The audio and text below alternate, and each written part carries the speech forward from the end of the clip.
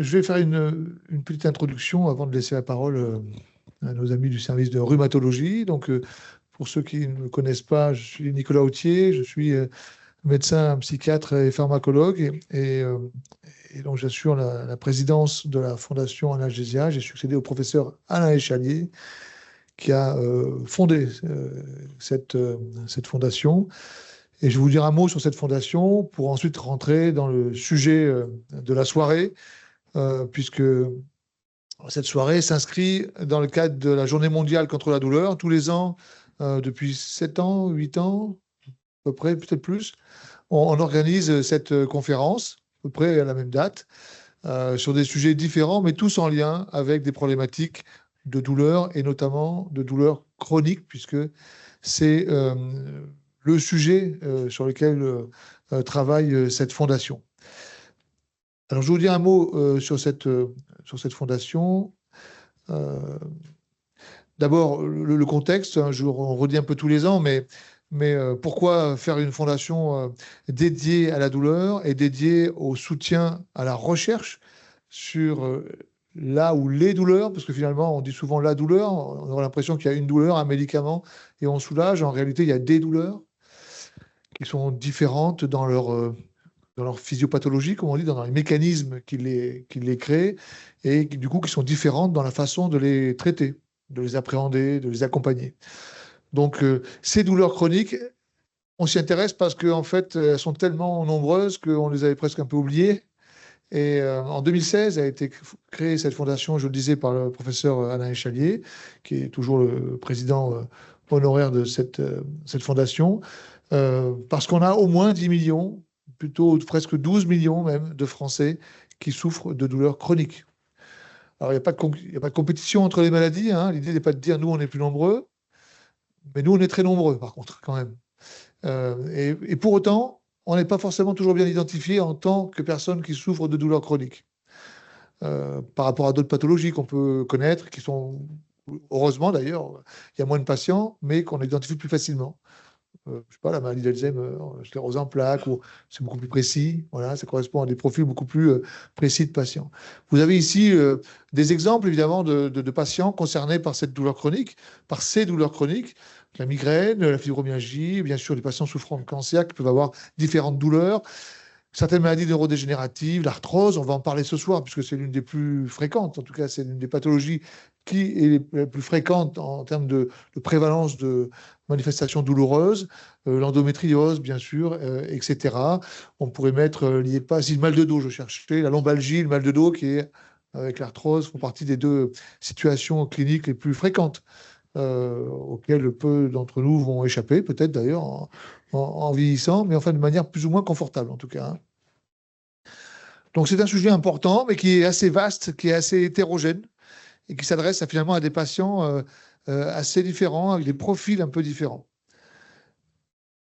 Et puis surtout, cette problématique de la douleur chronique ou des douleurs chroniques, c'est que lorsqu'on se focalise juste sur la douleur, cette fameuse intensité de la douleur, vous avez mal, oui, entre 0 et 10, vous avez mal de combien? 10, c'est insupportable, et 0, c'est pas mal. Eh bien, on passe à côté probablement d'une partie essentielle de cette problématique de la douleur chronique, ce sont les répercussions de la douleur chronique. Parce que lorsqu'on sait soulager cette douleur avec des traitements, alors tout va bien, entre guillemets. En tout cas, on arrive à vivre correctement, à supporter et à oublier même un peu cette douleur parce qu'on l'a suffisamment diminuée, atténuée avec des médicaments. Mais pour certaines douleurs chroniques, modérées à sévères, on sait que les médicaments ou d'autres thérapeutiques, pas toujours médicamenteuses, sont partiellement efficaces, voire peu efficaces. Et dans ce cas-là, on se confronte à une problématique, et c'est ce que l'on voit souvent dans les services de médecine de la douleur, comme celui qui est au premier étage ici. On s'intéresse plus tant à la douleur, mais surtout, on s'intéresse aux répercussions de cette douleur, aux conséquences de cette douleur. Parce que finalement, les patients vous parlent plus des conséquences de cette douleur que la douleur elle-même. En fait. Je dors plus, je peux plus sortir promener mon chien, je peux plus m'occuper de mes enfants, je fais plus mes courses, j'arrive plus à faire de la voiture, enfin des choses du quotidien, quoi. Et c'est ça qui finit par finalement détériorer la qualité de vie des personnes qui souffrent de douleurs chroniques. Alors, on en a listé quelques-unes, hein, le sommeil, la dépression, les pertes d'emploi, bien sûr. Il y a les arrêts de travail, etc., la fatigue chronique qui peut être associée. Voilà, quelques exemples, il y en a d'autres, hein, bien sûr. Et finalement, ça, c'est un sujet qui est très important parce que quand on n'arrive pas à supprimer une douleur chronique, et par définition, si elle est chronique, c'est qu'on n'arrive pas à la supprimer, eh bien, on va s'intéresser aux répercussions de cette douleur pour essayer d'arriver à vivre avec cette douleur, avec moins de répercussions, et puis une qualité de vie qui soit la moins amoindrie possible. Je le disais un peu tout à l'heure dans la diapo précédente. Alors, la diapo n'est pas passée. Tiens, c'est étonnant. Là, voilà, elle arrive.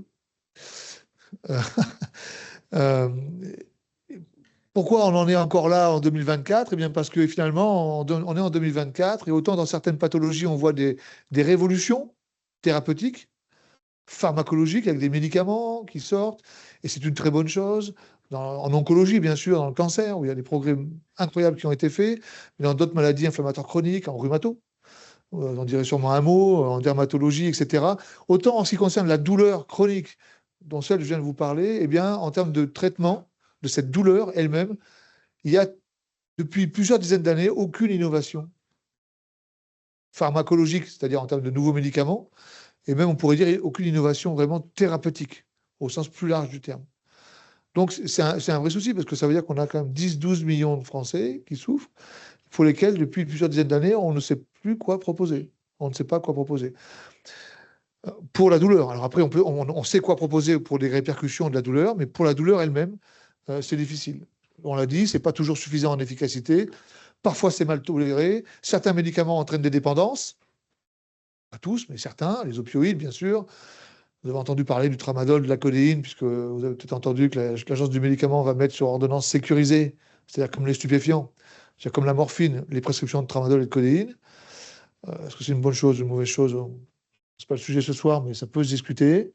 L'accès difficile au centre de la douleur, qui voit moins de 3% des patients concernés par la douleur chronique, moins de 3%, parce qu'il n'y a pas assez de centres, parce qu'il n'y a pas assez de médecins, parce que voilà, donc les autres patients, bah, ils sont suivis par leur médecin traitant, très bien, et puis après, il faut que ça s'organise après. Kiné, je sais pas, ostéo, psychologue, voilà, infirmière d'éducation thérapeutique, etc., etc., assistante sociale. Donc, c'est toutes ces problématiques-là, hein, qui font que la question n'est pas réglée, elle est loin d'être réglée, et la Fondation a vocation à s'intéresser à cela. Elle lève des fonds pour ça, elle cherche des fonds pour ça, et ensuite elle finance des recherches, voire elle porte parfois ses propres recherches, adossées à des équipes de recherche, bien sûr, notamment l'équipe de recherche clermontoise Neurodol, qui est probablement une des plus grandes équipes en France, plus grosse, grande, je ne sais pas ce que ça veut dire, mais la plus grosse équipe de recherche sur la douleur en France. Et vous voyez, cette fondation, créée en 2016, elle s'intéresse notamment au numérique, parce que développer des médicaments, c'est quand même particulièrement complexe, hein. Non pas qu'il n'y a pas des recherches et des brevets des fois qui tombent sur des molécules, mais pour arriver jusqu'aux médicaments qu'on va pouvoir prendre nous-mêmes, ce sont des millions et des millions d'investissements. Et malgré ça, même l'industrie pharmaceutique, pour l'instant, elle galère pour trouver des solutions. Donc il y a d'autres solutions potentiellement qui peuvent exister, plus innovantes parfois, et notamment des solutions numériques. On est plutôt dans l'accompagnement des patients là, et notamment l'accompagnement des répercussions de la douleur. Cette fondation, elle est indépendante, bien sûr. Elle est agréée par le ministère de l'Enseignement supérieur et de la Recherche depuis 2016, où elle a été créée. Et puis les fondateurs, ils sont ici. La région, l'école d'ingénieur Sigma, le CHU et l'université Clermont-Auvergne. Il y aurait même le réseau d'ingénieur partnership qu'on a oublié peut-être là, mais voilà, qui était à l'initiative un peu au départ de cette fondation. Alors, je vais passer vite là-dessus, hein, mais l'idée, hein, c'est de travailler, cette fondation Analgesia, elle travaille à l'interface de toutes ces personnes-là. Alors, on est basé à Clermont-Ferrand, mais on n'est pas une fondation clermontoise, ni que auvergnate. On porte des projets et on travaille avec des gens sur toute la France. On a, vous voyez sur la carte, là, des petits points à gauche, qui sont tous les centres de la douleur qui travaillent avec nous, ou avec qui on travaille. Voilà, c'est une sorte de réseau de centres de la douleur qu'on a créé et qui nous accompagne dans des projets de recherche, dans des études, etc. Et avec qui on a créé une cohorte de patients souffrant de douleurs chroniques. On a plus de 2300 patients dans cette cohorte qui sont analysés grâce à des outils numériques. Le médecin a son ordinateur, le patient a son téléphone ou sa tablette, et il rentre des choses, et ça permet de mieux comprendre et de mieux analyser, et de peut-être pouvoir après trouver des idées en recherche. Bien sûr, il y a des équipes de recherche plus académiques, des pharmacologues sur le médicament, des chimistes pour essayer de trouver des nouvelles molécules, etc., avec des équipes de recherche locales, auvergnates. Et puis, on a les associations de patients avec qui on travaille de plus en plus, notamment pour aborder les questions de la santé numérique et de tester ces différents outils. Donc là, vous avez les principales associations, qui sont des associations nationales, qui accompagnent des patients souffrant de différentes douleurs chroniques.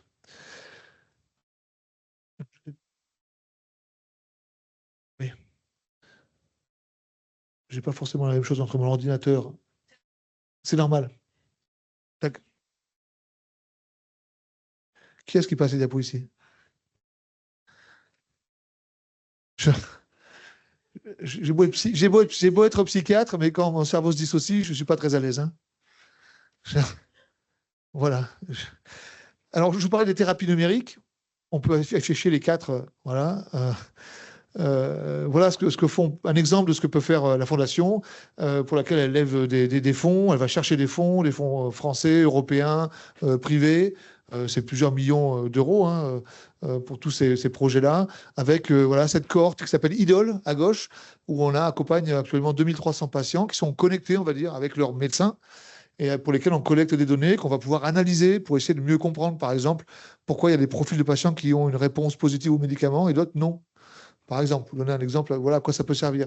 Après, on a des projets, effectivement, d'autres outils qui sont en cours de développement. L'outil Apesia, qui est un outil d'accompagnement psychocorporel, qui permet de proposer aux patients, en fait, des contenus d'apprentissage pour arriver à mieux gérer les émotions négatives, la remise en mouvement, etc. Donc, tout ce qui concerne les répercussions, finalement, de cette douleur, plus que la douleur elle-même. Bien sûr, ce n'est pas un antalgique, ça, hein, mais ça peut améliorer le bien-être, voir la qualité de vie des patients. On travaille sur des techniques d'auto-apprentissage de l'hypnose ou d'apprendre l'auto-hypnose avec la réalité virtuelle. C'est en cours de développement. Et puis, on travaille aussi sur des outils qui sont adressés aux médecins généralistes, qui seront adressés aux médecins généralistes pour les accompagner dans le diagnostic de ces douleurs, qui ne sont pas toujours très simples, et aussi dans les choix thérapeutiques que l'on peut faire. Comme l'accès au centre de la douleur n'est pas toujours facile ou très tardivement, il faut que les médecins traitants puissent avoir des solutions déjà à proposer et ils peuvent être accompagnés pour cela. Voilà ce que je voulais vous dire pour la Fondation. Je vais m'arrêter là, puisque ce n'est pas le sujet principal ce soir. Et le choix qui a été fait, ça a été de parler de douleur et de rhumatisme.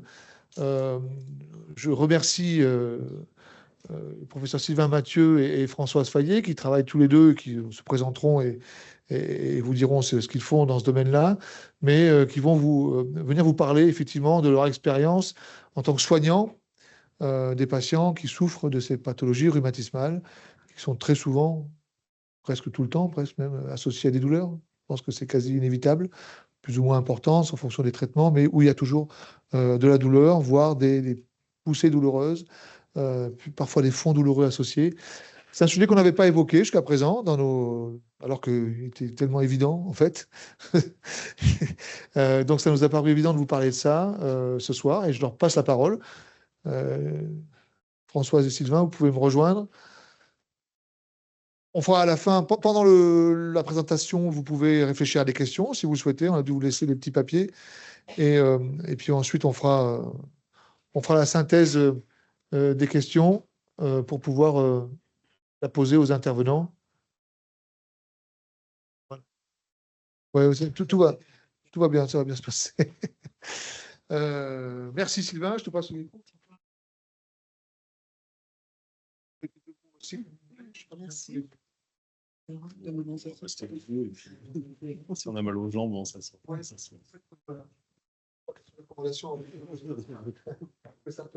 Merci. C'est à vous, merci. Alors, je suis Françoise Fayet, infirmière dans le service de rhumatologie, et j'ai quelques jours par-ci par-là qui sont dédiés à la douleur, à la prise en charge des douleurs chroniques, la prise en charge des traitements non médicamenteux particulièrement? Sylvain Mathieu, je suis rhumatologue et président du CLUD. Donc le CLUD, c'est le comité de lutte contre la douleur au sein du CHU de Clermont-Ferrand. Et donc on va vous parler des douleurs ostéo-articulaires, en tout cas douleurs et rhumatisme. L'idée, en fait, c'est un peu de vous rappeler un peu les différents types de douleurs, histoire qu'on soit tous un peu sur la même longueur d'onde ou sur la même chose quand on va parler des douleurs nociceptives, neuropathiques, sans rentrer non plus trop dans le détail. Et après, on vous parlera un peu des traitements qu'on peut être amené à utiliser. Donc très rapidement, la physiopathologie de la douleur, en fait, si on prend le circuit de la douleur, eh ben, on va avoir un choc ou un traumatisme ou un stimulus douloureux en périphérie. Donc là, c'est au niveau du pied, par exemple. Et en fait, ce stimulus va être envoyé ensuite au niveau médulaire par un premier neurone. Je les passe ou c'est vous qui les passez? Ok. Ah, je passe aussi. Pardon. Alors... Ah, ok, d'accord. Ok. Eh ben, parfait. Donc là, vous voyez, par exemple, il y a deux types de stimuli, soit une brûlure, soit une piqûre. C'est repéré ou ressenti par des récepteurs à la douleur. Et puis, l'influx électrique va passer au niveau de la moelle épinière. Et au niveau de la moelle épinière, ensuite, ça va aller vers le cerveau.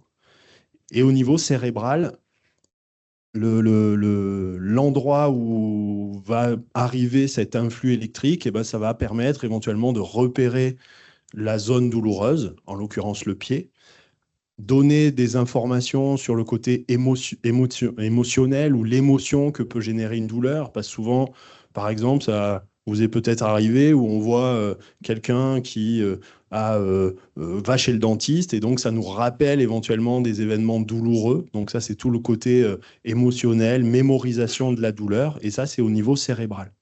Et avec ces voies de la douleur, on va définir 3 types de douleurs, mais ces types de douleurs sont naturellement limités ou diminués par notre corps, qui est plutôt bien fait, avec 3 types de traitements naturels, si on peut dire. Le premier, c'est la contraction réflexe, c'est-à-dire quand on se brûle ou quand on se pique, le premier réflexe, c'est de retirer la main ou de retirer le pied.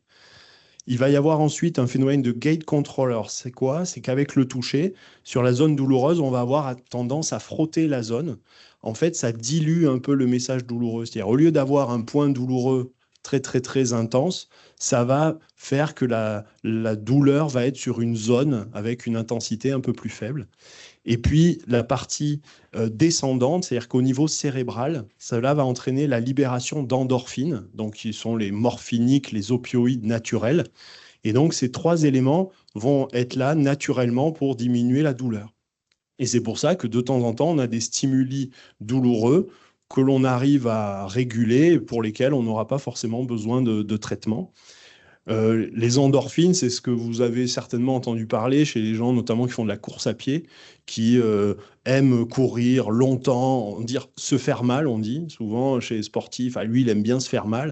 Et ben, en fait, c'est souvent lié à cette libération d'endorphines qui, après la douleur sportive, on a le bien-être. Et donc, les 3 types de douleurs, et on y reviendra tout au long de la présentation pour bien comprendre qu'en fonction d'un type de douleur, on a un type de traitement en face. La douleur nociceptive, c'est que le stimulus douloureux qu'on a au niveau du pied ou de la main ou du dos, n'importe où, va être suffisamment fort pour dépasser le seuil de douleur. C'est-à-dire, en dessous de ce seuil, on sent le stimulus, mais il n'est pas douloureux. Par contre, s'il passe ce seuil, si par exemple le choc est très important, si la brûlure est suffisamment prolongée au niveau de la main, on va avoir une douleur donc aiguë, nociceptive, liée donc aux lésions des tissus. Le deuxième type de douleur, c'est la douleur neuropathique, c'est-à-dire qu'il y a une lésion sur les voies de la douleur qu'on a vues tout à l'heure, soit en périphérie, c'est-à-dire au niveau de le nerf qui relie le pied à la moelle épinière, par exemple, soit au niveau central, c'est-à-dire au niveau de la moelle épinière ou du cerveau. Et s'il y a une lésion de ces nerfs, on va avoir une douleur neuropathique. Et puis, on a la douleur nociplastique, pardon. C'est la douleur, en fait, qu'on a du mal à expliquer encore parce qu'on ne sait pas bien pourquoi ou comment elle survient, mais c'est la douleur, typiquement, on donne l'exemple souvent de la fibromyalgie dans ces maladies, dans ce type de douleur. C'est-à-dire qu'en fait, c'est une douleur ressentie, mais il n'y a aucune lésion, aussi bien des tissus, c'est-à-dire qu'il n'y a pas vraiment de traumatisme, ou alors même des fois des traumatismes ou des stimulus non douloureux sont ressentis douloureux par les personnes qui ont ces douleurs nociplastiques. Et il n'y a pas non plus de douleur sur les nerfs ou sur la moelle épinière ou sur le cerveau. Et en fait, ces trois types de douleurs, on les voit, nous, en rhumatologie. Et en effet, aujourd'hui, on insistera un peu plus sur la douleur chronique, mais pour vous expliquer aussi la douleur aiguë. C'est-à-dire la douleur aiguë, c'est la douleur, les poussées douloureuses, les accès douloureux que l'on peut avoir sur quelqu'un qui a un fond douloureux plus chronique. Et par exemple, ces douleurs nociceptives que l'on peut voir en rhumatologie, typiquement, c'est les traumatismes, les chutes, les chocs, les impacts, etc., qui vont entraîner vraiment un traumatisme qui va dépasser, j'ai dit juste avant, le seuil douloureux. Ce qu'on peut voir aussi, c'est les épanchements de synovie, les épanchements articulaires. En fait, au niveau de chaque articulation, sur l'enveloppe, c'est-à-dire sur la membrane synoviale, il y a des mécanorécepteurs. Donc les mécanorécepteurs, c'est des douleurs, comme leur nom l'indique, au stimulus mécanique. Et donc, quand on a un épanchement de genou, comme ici à droite, le genou va être sous pression. Il va être gonflé à cause d'un épanchement de synovie. Et plus le genou est gonflé, plus l'articulation est gonflée, plus les mécanorécepteurs vont être sollicités et plus ça fait mal. Donc, un des très bons traitements d'un épanchement de genou, c'est de faire une ponction articulaire. Ça soulage très rapidement le patient parce que ça diminue la pression sur les récepteurs. Et puis, tout ce qui est inflammation, on y reviendra. Donc ça, c'était la douleur nociceptive. Donc, douleur neuropathique, on a un type de douleur particulier avec des sensations de brûlure, de décharge électrique, de picotement, de l'impression qu'on enfonce des aiguilles ou un coup de poignard, etc. Et ça, c'est une caractéristique de la douleur neuropathique, alors que la douleur nociceptive, on va plutôt être sur une douleur à type de battement. C'est-à-dire qu'en fait, là, à l'endroit où on s'est cogné, où on a eu le traumatisme, ça vous est peut-être déjà arrivé, on a l'impression que ça bat, comme si on avait notre cœur qui était sur la zone douloureuse. Alors que la douleur neuropathique, c'est vraiment ces symptômes particuliers que l'on recherche régulièrement. Alors, les causes de douleur neuropathique, il y en a pour le coup beaucoup. Ça peut être par exemple les hernies discales au niveau du dos qui vont comprimer un nerf, le nerf sciatique ou le nerf crural ou différents nerfs. Ça peut être certaines chimiothérapies qui vont abîmer les nerfs, les rayons, la radiothérapie qui peut abîmer les nerfs également, le diabète, etc. Donc, quand on a une douleur neuropathique, on va essayer de trouver une explication à cette douleur parce que malgré tout, le traitement de la cause, c'est le traitement, en tout cas, qui fait partie également du traitement de la douleur. C'est-à-dire si on arrive à trouver la cause, que cette cause, on arrive à la contrôler, la douleur sera souvent un peu moins intense. Le problème, c'est que de temps en temps, on ne trouve pas de cause bien évidente et c'est là où le traitement est plus difficile. Il y a toute une partie, on y reviendra aussi tout à l'heure, sur la partie post-opératoire, c'est-à-dire que le chirurgien qui intervient pour une intervention quelle qu'elle soit, en faisant son intervention, en utilisant son bistouri ou autre, il peut léser quelques rameaux nerveux en écartant pour accéder à un genou pour lequel il faut mettre une prothèse, par exemple, en faisant son intervention chirurgicale, qui est très bien faite, il n'y a pas de problème, elle a été techniquement parfaite, la prothèse est parfaite, la radio est parfaite, mais par contre, sur le trajet de la cicatrice, on peut avoir des douleurs parce que lors de l'intervention, il y a eu quelques rameaux nerveux qui ont été un peu irrités, étirés, contractés, comprimés, et donc on se retrouve avec des douleurs neuropathiques sur le trajet de la cicatrice. Et puis la douleur nociplastique, qu'on appelait auparavant douleur un peu idiopathique. Alors idiopathique, en médecine, quand on utilise ça, ça veut dire qu'on n'a pas de cause, on ne sait pas d'où ça vient, on n'a pas d'explication. Ça ne veut pas dire que les douleurs n'existent pas ou que le problème n'existe pas, mais c'est qu'on n'a pas de cause pour l'expliquer. Et c'était un peu le propre de ces douleurs nociplastiques qu'on appelait aussi à un moment donné dysfonctionnelles. Et le côté 10, c'est plutôt assez négatif, voire parfois un peu péjoratif, où on se dit, bah, y a vraiment un problème, il y a de la dyslexie, il y a de la dyspraxie, il y a de la dysphonie, il y a de la tout ça. Alors qu'en fait, dans cette pathologie, anatomiquement, il n'y a aucun problème. C'est-à-dire que les nerfs marchent très bien, on fait un électromyogramme qui est un examen des nerfs, c'est normal, la prise de sang est normale, les examens sont normaux. C'est-à-dire que tout fonctionne bien, mais de façon un peu déréglée, si vous voulez. C'est-à-dire qu'il y a une hypersensibilisation à la douleur et on se retrouve avec des termes comme l'allodynie ou l'hyperalgésie. En fait, ça veut dire quoi? C'est-à-dire que l'allodynie, c'est qu'un stimulus normalement indolore, c'est-à-dire en dessous du seuil douloureux, va être ressenti comme douloureux. Par exemple, je pose ma main sur la table. Normalement, il n'y a aucune raison que ça me fasse mal puisque c'est juste un contact très simple.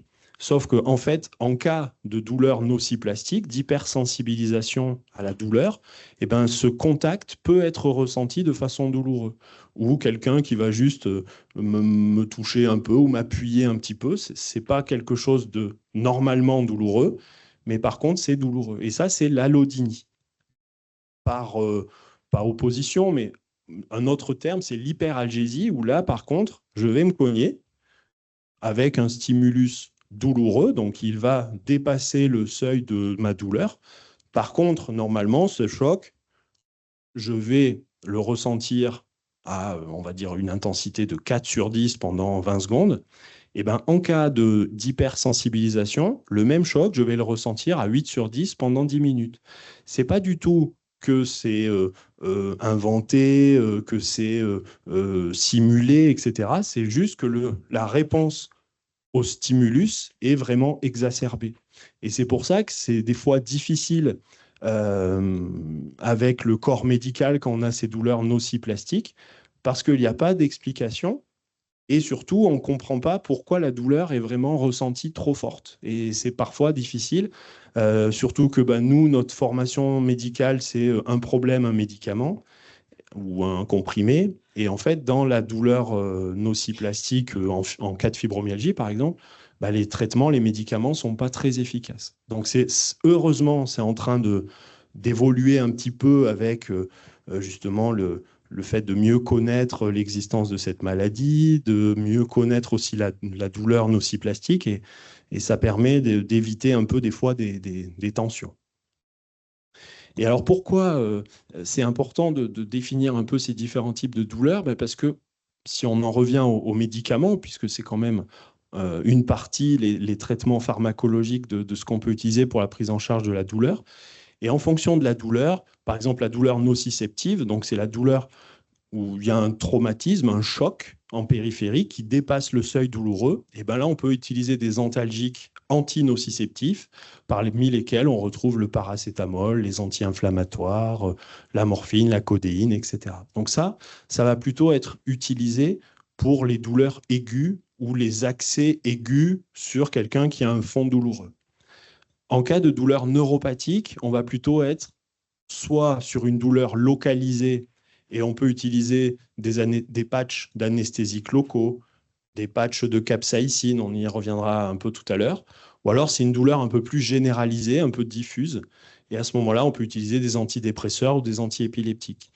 Utiliser les antidépresseurs, ça aussi, c'est pareil, il faut vraiment l'expliquer aux patients, parce que si on a quelqu'un qui arrive avec une douleur et que nous, médecins, on rentre pas trop dans le détail, on dit, ben voilà, on va essayer de la duloxétine ou de la venlafaxine, qui sont des antidépresseurs, eh bien, ça peut être un peu difficile à entendre parce que qui dit antidépresseur dit c'est dans ma tête, je suis pas déprimé, etc. Sauf qu'en fait, ces médicaments ont un effet sur la douleur chronique, notamment neuropathique, et sont vraiment très intéressants pour soulager les douleurs chroniques dans ce cas-là. Donc, quand on l'explique, après, les gens le comprennent bien.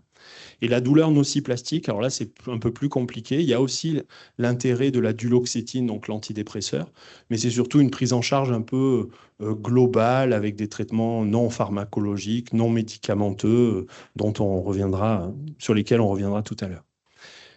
Donc, un rapide mot sur la douleur aiguë, même si c'est vrai que ce n'est pas la priorité aujourd'hui, mais c'est pour vous dire qu'en fait, pour nous, en rhumatologie, c'est vraiment important de distinguer les deux. Pourquoi? Parce qu'une douleur aiguë, c'est une douleur qui nous aide, qui va nous orienter, qui va nous dire qu'il y a un problème. Elle est utile. Par exemple, quelqu'un qui fait une douleur thoracique, eh ben, c'est quelque chose, c'est un signe d'alerte. Si la douleur est là depuis 10 minutes, ça n'a pas la même valeur que si c'est depuis 6 mois, par exemple. Ça veut dire qu'il y a vraiment une urgence et ça nous inquiète. Et le traitement de la douleur aiguë, c'est vraiment le traitement de la cause. C'est-à-dire que si on a une douleur aiguë sur une fracture du bras, eh ben, le traitement, c'est de mettre un plâtre et traiter la fracture le temps qu'elle se consolide. Si le traitement, on y reviendra après, c'est un épanchement de genou, et la douleur, pardon, bah, le traitement, c'est de ponctionner le genou, d'enlever le liquide, etc. Donc ça, c'est la douleur aiguë, où l'objectif, c'est vraiment un objectif de guérison. On veut traiter la cause pour qu'après, ça disparaisse. La douleur chronique, ce qui nous intéresse aujourd'hui, ben, c'est plus compliqué.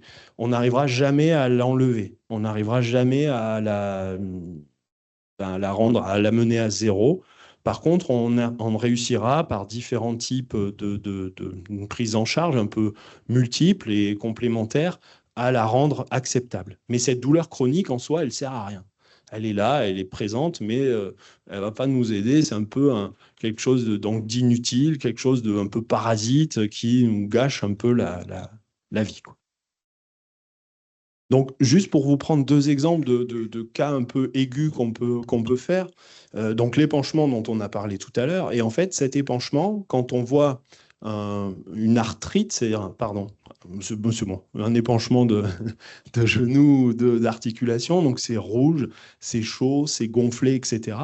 Par contre, eh ben, quand on a l'épanchement articulaire, on ne sait pas de quelle cause il s'agit. C'est-à-dire qu'en fait, il peut s'agir de gouttes, d'arthrose, d'une bactérie, une arthrite septique, d'une arthrite de polyarthrite rhumatoïde, etc. Et en fait, ce qui va nous permettre de faire la part des choses, c'est de faire une ponction. Donc la ponction articulaire, c'est retirer le liquide articulaire. C'est intéressant à viser antalgique, parce que la personne va avoir beaucoup moins mal. Les gens qui arrivent aux urgences, ils sont très, très, très douloureux et en fait, on retire le liquide. La majorité repartent immédiatement, alors que quand ils arrivaient, ils étaient vraiment incapables de marcher parce que ça les soulage. Sauf qu'en fait, la ponction, on n'a rien traité. C'est-à-dire qu'on a soulagé les gens, donc c'est déjà bien. Mais par contre, c'est l'analyse du liquide qui va nous permettre ensuite de savoir si, en cas de liquide un peu visqueux, c'est plutôt de l'arthrose. Si en cas de liquide un peu inflammatoire, c'est plutôt une arthrite. Et cette arthrite, elle peut être septique en cas de bactéries, goutteuse en cas de cristaux, ou alors inflammatoire en cas de polyarthrite rhumatoïde, spondylarthrite, lupus, les maladies inflammatoires. Et ça, c'est la ponction qui va nous aider à faire ça. Et après, donc le traitement de la douleur aiguë, donc j'y reviendrai un tout petit peu après, mais par contre, le traitement de la maladie, le traitement de la maladie va être le traitement de la douleur. Par exemple, si nous sommes sur une poussée d'arthrose. Pour l'arthrose, malheureusement, on n'a pas de traitement de fond. C'est-à-dire qu'on a à l'heure actuelle, en 2024, aucun traitement qui traite l'arthrose, qui empêche la progression de l'arthrose, qui empêche l'évolution de l'arthrose. Donc, pour l'arthrose, en l'occurrence, on va uniquement avoir un traitement symptomatique, c'est-à-dire un traitement de la douleur. Par contre, pour les autres pathologies, si la ponction nous dit que c'est de la goutte, pour ça, donc c'est une ponction qui nous montre des cristaux d'acide urique. Et donc, en cas de goutte, on peut avoir des traitements de la maladie goutteuse qui permettent de faire diminuer l'acide urique. Et si le taux d'acide urique est à moins de 50 mg par litre, il n'y aura aucune crise de goutte. Donc, le traitement de la cause empêche les poussées aiguës de la maladie. Et donc, pour arriver à un taux d'acide urique inférieur à 50, ben, c'est soit un régime alimentaire, pas de protéines, pas de viande en sauce, limiter l'alcool au maximum, etc.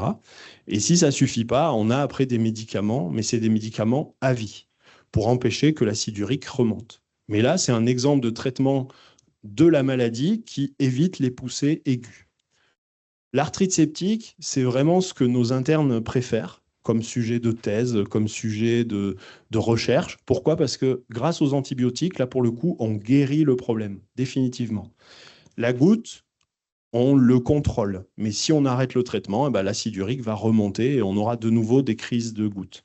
Par contre, l'arthrite septique, donc c'est une bactérie qui va enflammer l'articulation.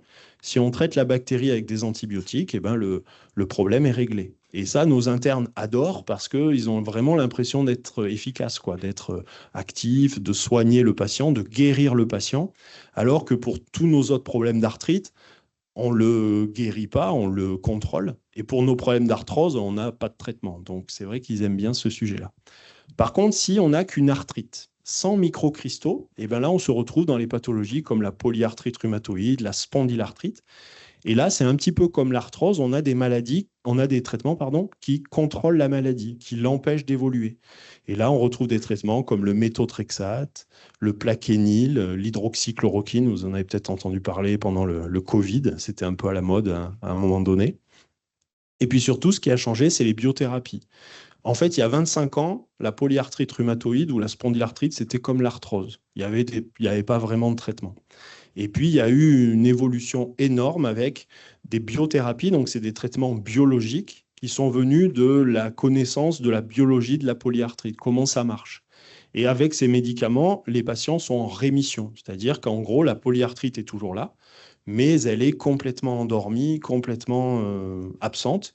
Et on parlait des gens chez qui on ne voit pas qu'ils ont de la douleur en introduction. Bah là, grâce à ces traitements, c'est des patients, on ne voit pas qu'ils ont une polyarthrite. C'est-à-dire qu'ils ne sont pas déformés, ils n'ont pas de douleur, ils n'ont pas de crise. Donc c'est là où ça rejoint l'intérêt de contrôler la maladie. Un autre exemple de douleur aiguë, c'est par exemple l'exemple de la sciatique. Donc la sciatique, c'est quelque chose de très fréquent. On parlait du mal au dos tout à l'heure. C'est un peu la même chose. C'est-à-dire que le mal au dos ou les lombalgies chroniques, ça va être surtout lié à ce rameau postérieur qui, en cas d'arthrose sur la colonne, ce qui est quand même très fréquent, va un peu s'enflammer. Il faut imaginer, donc ça, c'est une coupe de vertèbres où le patient ou la personne est coupée comme ça. Et donc, on voit la partie arrondie, c'est la partie antérieure devant. La partie pointue, c'est la partie postérieure. C'est les épineuses que vous sentez au niveau de votre dos. Et en fait, lorsque les vertèbres sont empilées les unes sur les autres avec de l'arthrose, eh ben c'est ce rameau nerveux qui va être enflammé. Et du coup, ça va donner des douleurs en barre, des lombalgies en barre, etc. Si par contre, c'est la partie antérieure qui est coincée ou comprimée, ou avec par exemple des hernies discales comme on voit ici sur le scanner, eh ben, ça va non seulement être à l'origine de douleurs du dos, mais aussi d'irradiation. Et ces irradiations, c'est ce qu'on appelle des radiculalgies, donc douleurs des racines, parce que le nerf, celui-là, ça s'appelle une racine, celui-ci.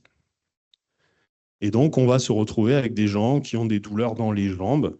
Et la localisation de la douleur, c'est pour ça qu'on est très précis. On demande aux gens, est-ce que vous avez mal devant la cuisse, derrière la cuisse, sur le côté, sur le pied, le petit orteil, le gros orteil, etc.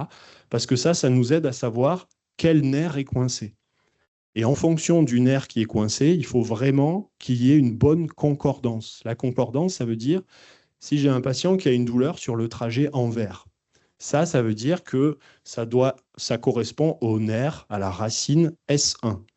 Si par contre je fais un scanner et que la hernie discale est censée coincer la racine L3, par exemple, eh ben, il n'y a pas de concordance. Donc ça, c'est un patient que je ne dois surtout pas infiltrer et encore moins aller opérer. Parce que si je l'opère de sa hernie discale, eh ben, il va se réveiller avec la même douleur sciatique puisque les deux ne sont pas concordants. Par contre, s'il y a une bonne concordance, eh ben, c'est là où on peut traiter le problème avec des infiltrations du dos, même une opération du rachis. Ça marche très bien. Alors, c'est une opération avec anesthésie générale, etc. Mais ça peut être efficace.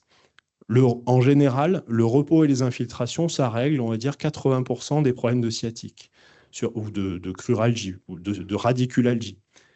Les 20% qui restent, eh ben, c'est vrai qu'on peut être amené à proposer de la chirurgie avec un programme de rééducation derrière. Ensuite, pour la douleur, je fais un petit point timing. Comment? Oui, c'est vrai. Après, on essaye de l'évaluer. Alors, évaluer la douleur chronique, c'est ce qu'on disait tout à l'heure, c'est très compliqué parce que ça va être différent d'un jour à l'autre, d'un moment presque de la journée à l'autre. Donc, l'évaluation de la douleur, c'est vrai que c'est surtout plus pertinent pour la douleur aiguë. Et on peut utiliser donc des auto-évaluations avec l'échelle de la réglette visuelle analogique où on demande à la personne de mettre le curseur sur sa douleur, l'échelle numérique. Donc ça nous aide, ça nous oriente un petit peu pour les douleurs plutôt aiguës. Et lorsque les personnes n'arrivent pas à donner un chiffre ou alors ont des troubles cognitifs. On parlait tout à l'heure de la maladie d'Alzheimer. C'est vrai que c'est des personnes qui, des fois, comprennent pas trop les questions ou arrivent pas bien à donner un chiffre. Ou tout simplement, c'est des personnes qui sont dans le coma ou avec un état de conscience, de vigilance très très faible, eh ben, on peut utiliser l'Algo Plus et de l'hétéroévaluation. En gros, il y a 5 éléments où on va regarder le visage, si la personne fait des grimaces, le regard, s'il est plutôt fuyant, distant ou si les yeux sont fermés, etc. Et grâce à ça, ça donne une évaluation de la douleur. Et avec le traitement qu'on va donner, ça peut permettre de savoir s'il est efficace. Alors, douleur aiguë, donc vous avez compris, traitement de la cause, et puis les traitements antalgiques. Alors, sans rentrer trop dans le détail, mais l'idée des traitements antalgiques, c'est d'essayer de donner le traitement qui correspond le mieux à la douleur, et c'est pour ça qu'on évalue un peu l'intensité. Et parmi les traitements antalgiques, donc vous les connaissez, hein, donc on a le paracétamol, donc premier palier, qui existe sous différentes formes, effervescent, de comprimé, de cachet, etc. Et on a des personnes qui vont préférer le Dafalgan au Doliprane ou les Feralgan au paracétamol de je ne sais pas quel laboratoire générique. Alors que toutes ces molécules sont du paracétamol, mais en fonction des personnes, il va y avoir certaines préférences. Donc ça, il suffit de demander aux gens laquelle ils préfèrent. Je vous ai mis le Nefopam ou l'Acupan. Peut-être que vous en avez entendu parler, peut-être que vous en avez déjà bu des ampoules d'Acupan, alors qu'il n'y a aucune preuve scientifique que boire l'Acupan, ça sert à quelque chose. Alors, pas que ça sert à quelque chose, j'ai un peu... Mais en tout cas, normalement, l'Acupan, c'est injectable. Et l'indication, c'est la douleur aiguë, plutôt post-opératoire. Et c'est pour ça qu'initialement, c'était injecté. Ceux qui s'injectent se boivent. Ça, c'est un dogme un peu qui traîne de temps en temps dans ce qu'on nous dit, notamment quand on est interne. Et c'est pour ça que l'Acupan a été bu avec des ampoules à boire. C'est pas bon, c'est aigre, c'est acide. Et puis c'est surtout, on ne sait pas bien ce qui passe dans le corps une fois qu'on le boit. Donc ça a été fait, mais là, depuis le mois d'avril, ça existe sous forme de comprimé, ce qui permettra un peu de régulariser le fait que les ampoules, ça sera pour être injecté et les comprimés pour être avalés. Après, vous avez donc la codéine, le tramadol, on en a parlé, la morphine, je passe un peu vite. Et puis les anti-inflammatoires. Donc les anti-inflammatoires, dans la cause aiguë, dans la douleur aiguë, pardon, j'étais un peu vite, pardon. Dans la douleur aiguë, c'est vrai que c'est intéressant. Et puis, ça existe soit sous forme de gel, soit sous forme de comprimé. Donc, les gels, c'est bien, par exemple, pour les douleurs superficielles, style tendinite, les douleurs au niveau des doigts, par exemple. C'est encore la diapo d'après. Et encore après. Et donc, voilà. Après, vous pouvez l'avoir sous forme de comprimé, etc. Donc, dans les anti-inflammatoires, donc on a les anti-inflammatoires non stéroïdiens et puis les corticoïdes. Alors, je vous ai parlé des corticoïdes pour en arriver aux infiltrations, parce que les infiltrations, ça fait vraiment partie prenante de notre activité en rhumatologie. Donc, l'idée, c'est d'aller injecter de la cortisone, donc un anti-inflammatoire, au niveau de la zone enflammée. Donc là aussi, on va plutôt être sur les douleurs aiguës récentes ou alors les poussées douloureuses sur un fond chronique. Et typiquement, en cas d'épanchement de genou, par exemple, on peut être amené à faire une infiltration de cortisone. On peut aussi être amené en cas de bursite de l'épaule, de tendinite du coude ou d'épine calcanéenne. Alors, je ne sais pas si quelqu'un a déjà eu une infiltration d'une épine calcanéenne, mais je vous le déconseille parce que ça fait excessivement mal. Et il y a d'autres moyens peut-être aussi efficaces que ça. Mais ça existe. Et on peut les faire soit par repérage clinique, ou soit, lorsque les articulations sont un peu plus profondes, par radiographie, au niveau du dos, au niveau des épaules, au niveau des hanches. Ou aussi par échographie. Et le choix entre repère clinique, radiographie, échographie, il n'y en a pas un qui est forcément meilleur que les autres. Ça va dépendre un peu des préférences de votre rhumato. Il y a des rhumatologues qui préfèrent l'échographie, d'autres qui préfèrent la radio. Et pour l'exemple de la cheville, par exemple, ben on peut le faire soit repère clinique, soit échographie, soit radiographie. Voilà. Les trois solutions marchent. C'est juste qu'on va choisir un petit peu l'une ou l'autre en fonction des préférences. Et puis, parmi les autres traitements qu'on peut avoir un peu dans la douleur, toujours un peu aiguë, mais ou les poussées, donc il y a la glace. Alors, il y a d'autres personnes qui vont dire, bah, moi, c'est plutôt le chaud qui va m'améliorer. En fait, la glace a quand même plutôt un effet anti-inflammatoire, alors que la chaleur va plutôt avoir un effet un peu relaxant ou décontractant. Et voilà, là aussi, on peut utiliser les deux formes. Le repos, on en a parlé. Et puis, pour faire le lien avec la suite, c'est vrai que la douleur chronique, c'est vraiment plus compliqué parce que, comme on en a parlé tout à l'heure, on va avoir plus de difficultés à la remettre à zéro, à l'amener à zéro. Et les traitements antalgiques ou anti-inflammatoires, on les utilise, mais c'est vrai qu'ils ne sont pas très efficaces. Donc, un des premiers points, ça rejoint ce qu'on disait au départ, c'est essayer de vraiment bien caractériser la douleur. Est-ce qu'elle est nociceptive? Est-ce qu'elle est neuropathique? Est-ce qu'elle est nociplastique? Pour choisir déjà le bon traitement. C'est dommage de mettre un traitement anti-inflammatoire sur une douleur neuropathique parce que globalement, ça ne marche pas. Et la personne, on va lui donner un anti-inflammatoire et peut-être au bout de 2, 3, 4 semaines, sera en échec, mais c'est un échec qu'on aurait pu prévoir parce qu'on sait que ce n'est pas efficace dans ce genre de choses. Par contre, les traitements non médicamenteux, ça, c'est beaucoup plus intéressant. Donc, douleur neuropathique, il y a des diagrammes ou des éléments pour faire le choix. Et ça permet de faire le lien avec un traitement qu'on a commencé. Pas d'après. Merci, c'est encore d'après. Dans le service, ça fait 3-4 ans qu'on pose des patchs de capsaïcine, donc le Qutenza. Donc la capsaïcine, c'est le composé naturel des piments. C'est-à-dire quand vous mangez un piment et que ça vous chauffe la bouche, que ça vous brûle la bouche, c'est la capsaïcine. Et cette capsaïcine, en fait, existe sous forme de patchs. Donc c'est des patchs qui se font uniquement en milieu hospitalier. Initialement donc, dans les centres antidouleurs, et puis maintenant, ça peut être aussi possible dans les centres qui se forment et qui sont un peu fréquemment concernés par la douleur, donc ce qui est notre cas, nous, en rhumato. Et donc, c'est pour les douleurs neuropathiques localisées.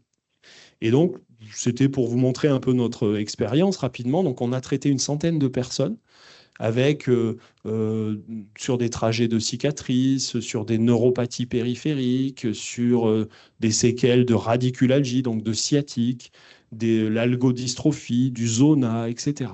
Et puis en deuxième, vous voyez arriver arthrose digitale. En fait, c'est qu'on s'est rendu compte, en suivant les patients qui avaient de l'arthrose des doigts dans notre service, qu'il y en avait à peu près 40% qui avaient des douleurs neuropathiques, brûlures, fourmis, picotements, décharges, etc.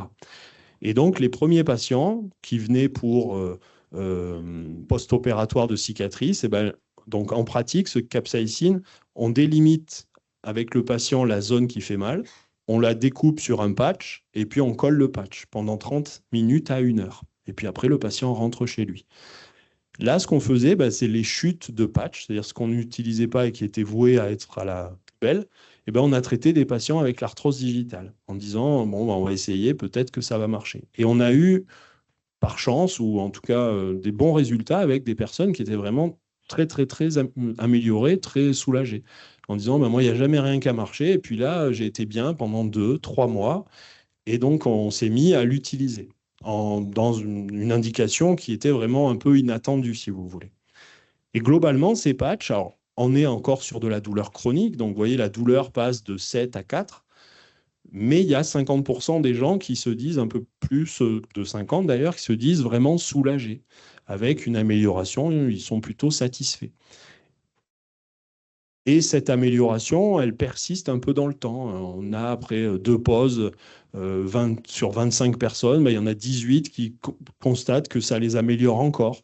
Et là, depuis 4 ans, on a des patients qui ont eu 3, 4, 5 pauses tous les... au plus rapproché, c'est tous les 2 mois. Mais là, il y a un monsieur qui était arrivé pour des neuropathies des pieds. Il ne pouvait pas marcher. Il avait uniquement des gros sabots presque pour marcher. Il n'y a que ça qu'il supportait.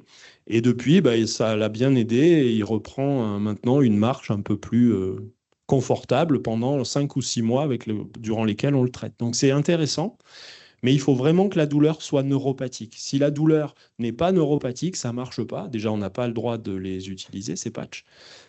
La tolérance est plutôt bonne, mais il y a à peu près la moitié des gens qui ont des sensations de brûlure. C'est-à-dire que ça ne va pas abîmer la peau, ça ne va pas faire des cloques ou altérer la peau, mais par contre, les gens ont des sensations de brûlure, c'est-à-dire que sur la zone qu'on a traitée, ça va être difficile pendant à peu près 2-3 jours. C'est la durée qu'il rapporte. On a jusqu'à présent, maintenant on doit être à 160 patients, on en a 2 qui quand même ont été aux urgences pour ces sensations de brûlure. Probablement parce qu'on les avait peut-être pas assez prévenus et par contre, il n'y a malheureusement pas grand-chose à faire, éventuellement se faire farmer. Il y a 2-3 personnes qui l'ont fait par téléphone, on ne sait pas comment ça marche, mais en tout cas, ça les a bien aidés. Et puis la douleur nociplastique, c'est le lien donc, avec les traitements non médicamenteux. Je vais un peu vite pour qu'on ait le temps de tout faire, parce que c'est là où vraiment leur place est très intéressante. Alors, c'est dur de prendre la parole après Sylvain. C'était tellement clair. Donc, je vais vous parler des traitements non médicamenteux. Alors, dans le service qui est proposé, c'est la neurostimulation transcutanée, c'est-à-dire le TENS qu'on appelle, et la relaxation, la sophrologie. Donc, déjà, la neurostimulation transcutanée, c'est donc, comme je vous l'avais vu sur la photo, je vais peut-être un peu vite d'ailleurs. C'est un petit boîtier qui envoie de l'électricité, qui est relié à des électrodes, et les électrodes sont reliées à des patchs. Les patchs sont posés sur la peau, sur la zone douloureuse. Voilà, ça se passe de cette façon. Je ne vois pas très clair. Donc, c'est un courant électrique qui est de faible tension, qui est transmis au nerf par des électrodes placées sur la peau. C'est une technique d'analgésie non médicamenteuse des douleurs chroniques en alternative ou en complément à un traitement médicamenteux. Et c'est, comme vous l'a dit Sylvain, le traitement de première ligne des douleurs neuropathiques périphériques localisées. Donc, les mécanismes de cette neurostimulation, on peut avoir une stimulation conventionnelle qu'on appelle le gate control, ce que vous a dit aussi Sylvain tout à l'heure, c'est-à-dire que la stimulation électrique va passer sur les fibres nerveuses, va aller au niveau de la moelle épinière et va bloquer le passage de la douleur. C'est comme un fait barrage à la douleur, en fin de compte, la douleur qui monte jusqu'au niveau du système nerveux central. On peut avoir une stimulation aussi endorphinique, c'est-à-dire une augmentation des sécrétions d'endorphines. Donc, on a un programme qui agit à ce niveau-là. On peut avoir aussi une stimulation mixte et également un programme qui est bien apprécié des patients, c'est un programme sensation de massage, c'est-à-dire qu'à chaque fois qu'on a une douleur, souvent il y a une tension musculaire, la douleur augmente la tension musculaire, qui augmente l'intensité de la douleur. Donc, en agissant sur la détente musculaire, on diminue l'intensité. Donc, les indications, donc la douleur neuropathique, périphérique localisée, mais aussi les douleurs dans la sciatique, dans la cruralgie, l'algoneurodystrophie, également la fibromyalgie, les douleurs myofasciales, les névralgies du thymus jumeau, d'Arnold, etc. Les lombalgies chroniques. Et les contre-indications, c'est des gens qui ont bien sûr la peau qui peut être lésée, ou l'allodynie. Tout à l'heure, on vous en a parlé. Donc, c'est des gens qui ont une hypersensibilité à la douleur, c'est-à-dire que le fait rien que d'effleurer la peau, ils ont mal. Donc là, bien sûr, on ne l'utilise pas. Également, on n'utilise pas sur la région des carotides, la région du cœur, chez les gens qui ont un pacemaker, chez les femmes enceintes sur le ventre, lorsqu'il y a une thrombophlébite, par exemple. Donc, les séances, elles durent à peu près 1 heure. Il faut 1 heure pour être soulagé. Les patients peuvent faire 4 séances par jour. Elles peuvent être réalisées au repos ou pendant une activité, sauf pendant la conduite automobile, soit au moment des pics douloureux ou en prévention de la douleur. Et le soulagement est d'environ 2 heures après la séance, mais selon les personnes, le pourcentage de soulagement est différent. C'est variable. Ce qui est intéressant, c'est que les patients peuvent avoir l'appareil chez eux pour l'utiliser au moment où ils en ont besoin, dans les périodes les plus douloureuses, sachant qu'il y a des périodes où ils ne l'utilisent pas, quand ça va mieux. Et donc, c'est quand même assez intéressant. Ça peut être réalisé aussi chez les kinés, mais bon, ils l'ont pas. Voilà, ce qui est bien d'avoir chez soi. Et si c'est prescrit par un centre de la douleur ou par un service à l'hôpital, un service où on a un médecin qui a un DIU douleur ou une capacité douleur, donc là, ce qui est intéressant, c'est que c'est pris en charge pendant la location, c'est remboursé totalement. Et à l'achat, il y a une partie remboursée. Mais ça peut être prescrit aussi par les médecins de ville. Dans ce cas, il n'y a pas de remboursement, mais ce n'est pas non plus très, très élevé. Donc, ce qui est important quand même de le faire avec, comme là dans le service par exemple, ou au centre de la douleur, c'est d'apprendre à utiliser l'appareil correctement avec les bons programmes qui correspondent aux douleurs. Parce que les programmes, selon que la douleur soit neuropathique, comme on disait tout à l'heure, ou plutôt une contracture musculaire, on ne va pas utiliser le même programme. Donc, il faut quand même qu'il y ait un peu d'explication et d'éducation du patient pour qu'il puisse le gérer chez lui. Donc, la sophrologie, la relaxation et la douleur chronique. Donc, ce sont dans les rhumatologues qui m'adressent les patients dans le service. Donc, globalement, les séances, elles peuvent être réalisées soit dans une position allongée, surtout au début, pour arriver à relâcher plus facilement, en position assise, en position debout également. Et les séances durent à peu près 30 minutes. Donc, tout d'abord, on commence souvent par une concentration sur la respiration, d'essayer d'aller sur la respiration abdominale, une respiration calme, régulière, ou de la cohérence cardiaque. Donc ça, c'est ce qu'on appelle l'induction, pour arriver à un relâchement du corps en essayant de reprendre chaque partie du corps, en essayant de bien relâcher à partir du visage, de la tête, jusqu'aux pieds, jusqu'aux orteils, et d'arriver à retrouver des sensations agréables au niveau du corps. C'est ça le but, hein. On est toujours on essaye de retrouver des sensations agréables. On ne se focalise plus sur la douleur, bien qu'il y ait certaines séances où on peut se focaliser sur la douleur. Et ensuite, pour arriver à une visualisation mentale, de retrouver une image positive, une image agréable. Donc, on essaye d'être sur du positif. Donc, les principes de la sophrologie, c'est ça, c'est le principe d'action positive, où tout effet positif sur le mental aura une répercussion positive sur le corps, inversement. Le principe du schéma corporel comme réalité vécue, c'est d'avoir une représentation réaliste et acceptable de son corps dans sa globalité. Donc, on est sur la douleur, mais aussi on est sur ce qui n'est pas douloureux et on essaye de diffuser un petit peu cette douleur. Le principe aussi de la réalité objective, c'est ce qui se passe pendant la séance, c'est-à-dire qu'on propose aux patients de ne pas juger, de ne pas interpréter ce qui se passe, on laisse faire, puis des fois il ne se passe rien. Voilà, c'est comme ça, c'est pas grave. Et le principe d'adaptabilité, c'est-à-dire que plus on va faire des séances, c'est ce qu'on répétait, il y aura une espèce d'entraînement, plus on va arriver à prendre un peu de distance par rapport aux événements, pour arriver à trouver des stratégies pour mieux s'adapter à la douleur, s'adapter à toutes les conséquences de la douleur chronique qu'on peut avoir dans la vie, hein, au niveau de la vie professionnelle, les loisirs, la vie familiale, etc. Donc, la définition de la douleur, c'est une expérience sensorielle émotionnelle désagréable. Donc, elle est subjective, chacun la ressent différemment. Il y a un aspect sensoriel, la douleur est reçue par les sens, qui alerte le cerveau, mais aussi un aspect émotionnel. Le contexte émotionnel de la personne module la douleur en faisant varier son intensité et souvent la douleur est liée à une émotion quand même plutôt négative. On peut avoir des anticipations des épisodes douloureux. On peut le retrouver dans certains soins, par exemple, qui ont été douloureux pendant l'enfance, par exemple. Et à l'âge adulte, on voit des patients qui ont peur de certains soins parce que c'est resté en mémoire, la mémoire au niveau des neuronales. On peut donc avoir une mémorisation de la douleur.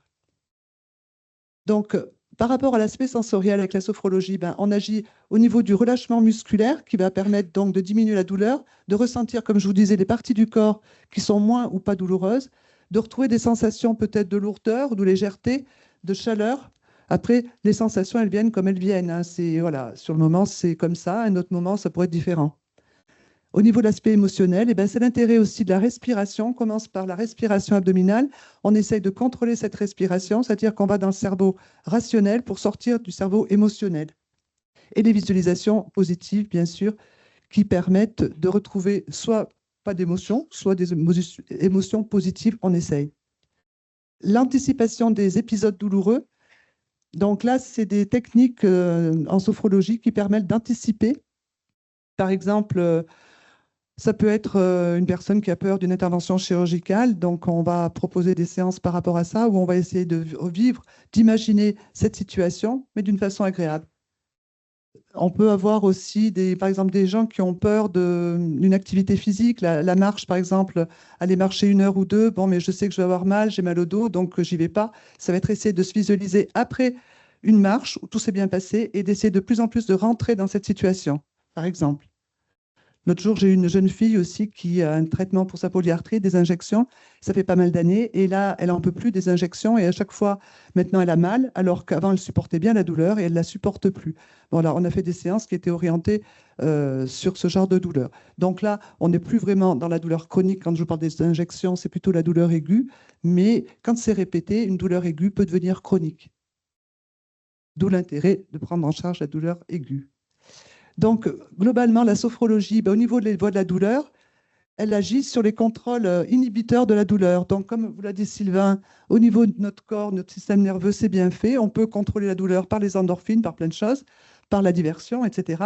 Et donc là, on essaye d'augmenter un petit peu ces contrôles inhibiteurs, que ce soit au niveau musculaire, mais aussi au niveau du système nerveux central, en augmentant la sécrétion des endorphines, mais aussi sérotonine, dopamine, etc., en diminuant les réactions émotionnelles négatives, mais aussi en changeant donc l'intensité de la douleur, en essayant de la diminuer un peu, sachant qu'on ne va pas forcément arriver à une douleur zéro, mais au moins pendant la séance, les gens me disent, eh ben, là, des fois, j'ai pas eu mal du tout, j'ai plus senti cette partie douloureuse.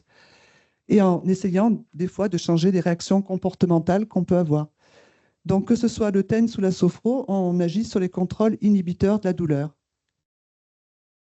Donc, la semaine dernière, je propose des fois des séances en groupe et en individuel. Et comme je savais qu'il y avait cette conférence, j'ai demandé aux patients qui me rapportent un petit peu leur ressenti par rapport aux séances. Donc là, je vous proposais des verbatims que les patients ont rapportés. Donc la sophrologie, ça me permet de canaliser l'attention sur la respiration, le relâchement du corps, se laisser emporter vers un bon souvenir qui réchauffe, faire le vide, oublier la douleur, un temps pour soi, penser à soi au niveau du corps et de l'esprit, mais pas aux autres. Souffler, un moment de partage avec d'autres personnes qui vivent la même chose, mais ça ne dure pas. Il faut répéter les séances et ça nécessite un effort. Je vous remercie.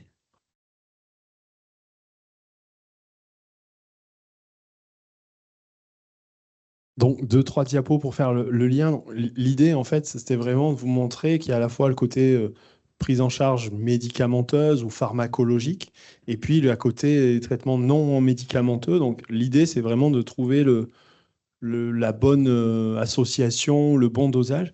Et ça rejoint un peu ce que vous montrez le professeur Rottier initialement. C'est une étude qu'on a fait avec des collègues européens, toute récente. En gros, l'idée, donc, c'est dans l'arthrose. Donc, OA, c'est ostéoarthritis. Et donc, le but, c'était de voir comment les patients ressentaient cette douleur arthrosique. Parce qu'il y a la façon dont le médecin l'aperçoit, et puis il y a la façon dont le patient l'aperçoit. Et c'est vrai qu'il y a des fois des patients qu'on voit en éducation thérapeutique, notamment, ils sont douloureux, mais c'est pas ça qui les embête le plus. C'est plus qu'ils ont plus de vie sociale parce qu'ils voient plus leurs amis, ils n'osent pas aller les voir. D'autres parce que c'est le côté esthétique, ils trouvent que c'est pas beau, ils osent pas sortir de chez eux, l'isolement, etc. Donc ça, très rapidement, en fait, c'est pour s'intéresser à la littérature. Donc toutes les études qui ont été faites sont publiées dans des bases de données, donc c'est les bases que vous voyez tout en haut. Et de toutes ces bases, donc on en a retrouvé presque 10 000 articles, publications, etc. Et sur ces 10 000, on en a retenu 79 qui sont des études qualitatives. Les études qualitatives, c'est des entretiens, c'est des focus groups, c'est-à-dire c'est des petits groupes de personnes qui échangent, qui parlent. Et donc, de ces études, on en a retiré des verbatims. Donc, les verbatims, c'est tout ce que les personnes disent. Par exemple, comme vous disait Françoise, ça m'a permis de souffler, ça m'a permis de faire ci, faire ça, etc. Et de ces verbatims, en fait, après les avoir analysés, on en sort des thèmes.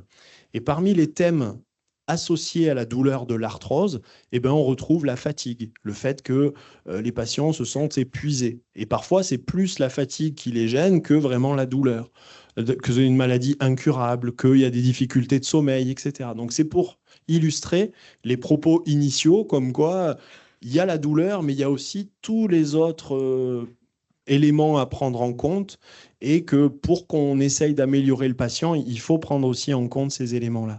Une personne qui a des douleurs, mais qui en plus est complètement isolée, ben, si on traite sa douleur, mais qu'on ne règle pas son problème d'isolement par la rapprocher d'associations de patients, par exemple, ou l'inciter à s'inscrire à telle ou telle activité, et ben, on n'aura pas forcément réglé son problème.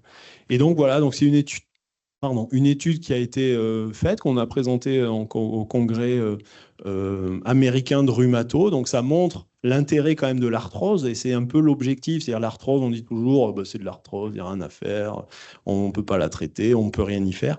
En fait, il y a quand même des choses à faire, et je pense qu'on finira par avoir des traitements de la maladie arthrosique dans les prochaines années qui comme les autres enfin les autres problèmes rhumato, permettront ensuite de soulager un peu plus la douleur.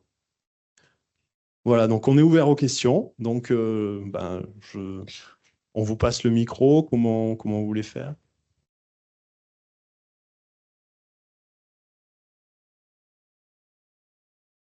Faut qu'on pose les questions absolument dans un micro, donc pour qu'ils les entendent à distance. Oui, d'accord, Voilà. d'accord, oui, bien sûr. Alors, on a eu à la fois des questions dans la salle. D'ailleurs, n'hésitez pas, si vous avez encore des questions, à les écrire sur vos papiers. On va les récupérer. Je vais commencer par quelques questions qu'on a eues dans le chat. Une première question qui était: est-ce qu'un AVC provoque... Peut-être mettez-vous tous les trois devant. Alors, est-ce qu'un AVC provoque une modification des circuits de la douleur et également peut modifier l'action des médicaments?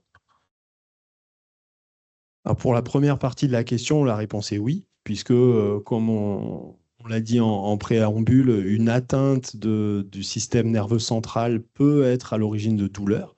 Donc oui, un AVC peut être associé à des douleurs. Alors quel type de douleur? On peut imaginer que c'est une douleur neuropathique, mais ça peut être aussi une douleur nociplastique. Par exemple, là c'est un exemple de l'AVC, mais on sait que nous, en polyarthrite rhumatoïde, les gens qui ont une polyarthrite rhumatoïde ont plus de risque, si on peut dire, d'avoir en plus une fibromyalgie. C'est-à-dire que la fibromyalgie est plus fréquente. Donc le fait d'avoir une pathologie chronique, et l'AVC en fait partie, peut être associé à un risque de fibromyalgie plus fréquent associé. Donc, quant à la deuxième partie de la question, alors là, je vais avoir plus de difficultés à répondre. Est-ce que l'AVC diminue l'efficacité des traitements? Ça, je sais pas. Je sais pas. On est un peu loin de notre domaine de prédilection qui est la rhumato. Donc, je peux pas vous dire. Une question sur les douleurs d'origine psychologique comme le deuil. Ont-elles les mêmes circuits neurophysiologiques que les douleurs physiques? Et puis je pense que c'est une question un peu globale sur les traumatismes du passé, Est-ce qu'il y a un lien entre les choses, ou est-ce que tout est bien distingué entre douleurs physiques et douleurs psychiques? Alors, je pense que déjà, une première partie de la réponse, c'est de bien distinguer, peut-être, alors j'ai peut-être pas été assez clair, mais le deuil, comme tout événement traumatisant, que ce soit un licenciement, un divorce, des difficultés familiales, personnelles, etc., on sait que ça va impacter sur la composante douloureuse, avec un patient qui sera beaucoup plus stressé, beaucoup moins à même de gérer sa douleur parce qu'il sera dans un état d'esprit plus en difficulté pour lui. Mais ça, c'est à mon avis différent de la douleur nociplastique dont on parlait, qui est une douleur centrale où il n'y a pas de il n'y a pas de lésion du système nerveux, mais on peut avoir un patient qui a une douleur nociplastique sans circonstance de deuil ou sans événement traumatisant. Donc l'événement traumatisant va augmenter la douleur sous-jacente, mais ne va pas, à mon sens, déclencher une douleur nociplastique, quoi. Je ne sais pas si je suis clair dans la réponse. Oui, je voulais rajouter quand même par rapport au deuil. Alors, peut-être qu'un événement particulier peut, sur un terrain prédisposé, entraîner des douleurs, comme on peut retrouver des fois dans la fibromyalgie. Parce que souvent, c'est des patientes qu'on retrouve qui ont un passé quand même des fois difficile, avec des expériences difficiles. Ça peut être des deuils, mais d'autres traumatismes, et aussi psychologiques et aussi physiques. Donc voilà, mais ce n'est pas forcément un deuil qui va entraîner une douleur. Voilà, des fois, c'est plus compliqué. Je ne sais pas ce que vous en pensez.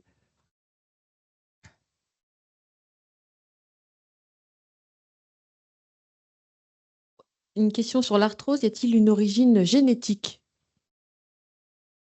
Probablement. Alors, une origine familiale, c'est certain, puisqu'on sait qu'il y a des patients, des familles d'arthrose, si on peut dire. Donc ça passe par des événements, des facteurs environnementaux, on peut dire. C'est-à-dire c'est des personnes qui ont vécu au même endroit, qui ont un peu les mêmes habitudes alimentaires, qui ont un peu les mêmes habitudes de vie en termes de sédentarité, d'activité physique. Donc il peut y avoir ce phénomène-là, mais il y a aussi un phénomène génétique. Il y a une dizaine d'années, le début de la thérapie génique dans l'arthrose, mais ça n'a pas abouti. C'est-à-dire l'idée, c'était de trouver des gènes responsables, de les modifier et de voir si ça modifiait la survenue de l'arthrose. Pour l'instant, c'est pas prouvé, et en tout cas, il n'y a pas de gènes vraiment élucidés dans l'arthrose. Mais oui, ça commence à... On sait qu'en tout cas, qu'il y a des gènes associés à la douleur arthrosique. Il y a eu des études, alors c'est des études compliquées avec où ils vont vraiment dans les loci. Les loci, c'est les petites zones des gènes, et il y en a certaines qui sont associées à des douleurs plus fréquentes dans l'arthrose. Donc la réponse est oui.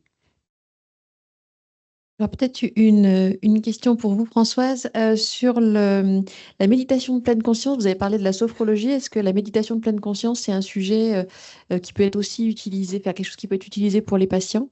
Puis après, on aura une question peut-être pour vous deux sur les cures thermales. On a eu 2 questions sur le sujet et leur intérêt dans les maladies rhumatismales. Oui, la méditation pleine conscience, moi je ne suis pas du tout formée là-dessus, donc je ne peux pas tellement en parler, mais bien sûr, hein, comme l'hypnose, comme plein de techniques, à partir du moment où la personne adhère bien à la technique, c'est ça surtout, hein, parce qu'il y a des gens, par exemple en sophrologie, qui ne sont pas du tout, ça ne les intéresse pas, et puis peut-être que la méditation pleine conscience les intéressera. Donc voilà, il faut essayer des techniques, et après, il faut faire attention aussi quand même, parce que on a chez les patients la sophrologie trop relâchée, des fois, c'est pas bon non plus. Voilà. D'avoir comment dire, quelques tensions pour rester à peu près stable dans la vie, c'est important aussi. Donc voilà, il faut y aller quand même doucement. Mais bon, c'est ce qu'on fait. Et sur la partie cure thermale, en fait, je crois que l'objectif, en fait, c'est d'avoir une stratégie. C'est-à-dire, dans tous les traitements qu'on utilise, que ce soit des traitements médicamenteux, que ce soit des traitements non médicamenteux, etc. C'est-à-dire qu'il ne faut pas, je crois, juste rester sur le traitement en question, mais voir un peu le patient dans sa globalité. Et je crois que la cure thermale ou la kinésithérapie en général, c'est un peu dans cette idée-là. C'est-à-dire qu'on sait que plusieurs patients lombalgiques chroniques ou arthrosiques avec des douleurs chroniques, ils vont chez le kiné avec une séance de massage ou une séance d'électrothérapie ou une séance de chaleur. Ils vont sortir de chez le kiné et ça va être un bénéfice. Ils vont se sentir mieux. Mais ça va être un bénéfice qui va durer quelques jours. La cure thermale, c'est un peu pareil. C'est-à-dire que Lorsqu'on a fait les 3 semaines de cure thermale, bon, c'est une période où en plus on est dans un autre environnement, on est pendant 3 semaines bien, sans stress, on n'a pas les tracas du quotidien, et puis en plus on a des soins pas désagréables avec de la boue, avec des choses comme ça. Donc pendant ces 3 semaines, on va se sentir mieux. Et c'est vrai que si on l'utilise uniquement comme ça, les bénéfices au bout de 3-4 semaines supplémentaires, on les a plus. Par contre, si on profite de ce bienfait, pour derrière enchaîner avec reprise d'activité physique, reprendre des activités de marche, personnelles, etc. Ben là, la cure thermale peut être vraiment bénéfique, mais au sein d'une stratégie un peu à plus long terme. Sinon, on aura vraiment un bénéfice à court terme lié aux soins qui sont efficaces, hein, il n'y a pas de doute là-dessus, mais qui sont plutôt efficaces à court terme.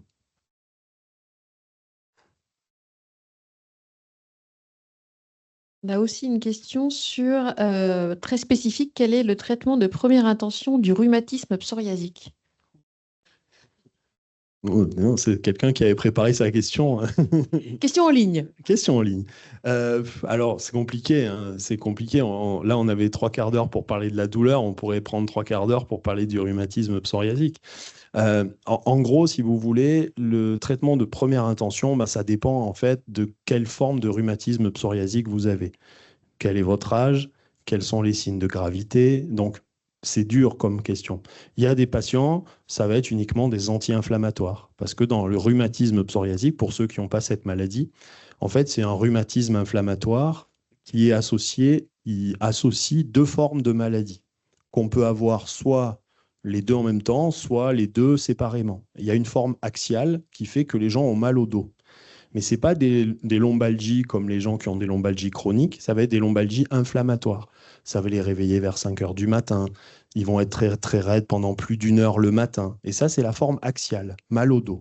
Cette forme axiale, le traitement, c'est les anti-inflammatoires en première intention. Et puis, vous avez une forme périphérique et une forme articulaire qui se rapproche de la polyarthrite rhumatoïde, où là, le traitement de première intention, c'est le méthotrexate, avec des bémols en fonction de si on est une femme jeune, si on est... voilà. Donc, c'est très, très, très bref, mais voilà, un peu pour répondre en 1 minute à ça. Une question sur la magnétothérapie. Je ne sais pas si vous avez des patients qui vous ont posé cette question. Je sais que certains, voilà, il y a des gens qui l'utilisent, enfin même des médecins qui le pratiquent. Je ne sais pas si vous avez des demandes de patients. Personnellement, non. Et toi? Alors, moi, je crois que je vais mettre la magnétothérapie avec plein d'autres choses. Par exemple, la luminothérapie. Par exemple, alors je ne sais pas, je vais peut-être sur un domaine que je ne maîtrise pas trop, mais en gros, si vous voulez, c'est des thérapies, au sens un peu large, pour lesquelles on n'a pas de preuve scientifique que ça marche. Exemple, un tout petit peu différent, mais pour vous donner un exemple que vous compreniez bien, tout ce qui est alimentation.